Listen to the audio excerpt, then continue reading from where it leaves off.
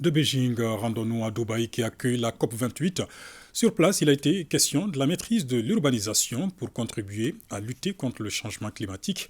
Les ministres en charge de la problématique se sont réunis pour manifester leur engagement pour la protection de l'environnement. Nos envoyés spéciaux, Salimata Daou et Idrissa Traoré, suivent au quotidien les activités de la délégation malienne. L'urbanisation rapide rend la population mondiale plus vulnérable aux effets du changement climatique. C'est l'un des derniers rapports des Nations Unies qui le dit.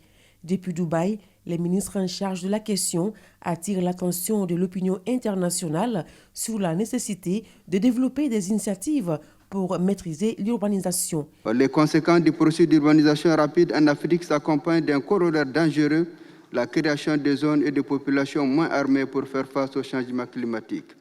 Il y a eu de signaler que les infrastructures résilientes, les instruments financiers à large spectre et les systèmes d'alerte rapide qui permettent d'atténuer les risques sont autant d'outils essentiels pour les villes qui s'efforcent de s'adapter, de protéger la vie et les moyens de subsistance de leurs habitants. Les villes peuvent montrer la voie à survivre pour mieux se relever après la pandémie, réduire les émissions à l'échelle et à la vitesse nécessaire pour la planète et garantir un avenir résilient à des milliers de personnes. Les parlementaires du monde entier étaient également en conclave pour apporter leur contribution pour la protection et la sauvegarde de l'environnement.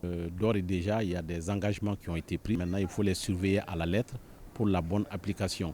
Maintenant, une fois que le Mali aussi aura sa part, nous, en tant que parlementaires, on est unis avec le ministère de l'Environnement, le ministère de la Santé, de l'Urbanisme qui sont là pour effectivement la bonne application de ces mesures. Le programme régional de plaidoyer Benkadi a de son côté fait une présentation de ses résultats dans le pavillon du Mali. Cette année, on a tenu à présenter notre programme et à partager quelques résultats atteints au Mali en matière d'atténuation et d'adaptation aux effets ou aux conséquences des changements climatiques sur nos communautés. Le ministre en charge de l'environnement, après s'être rendu à tous ces rendez-vous des membres de sa délégation, a pris part à la journée du pays frère du Burkina Faso.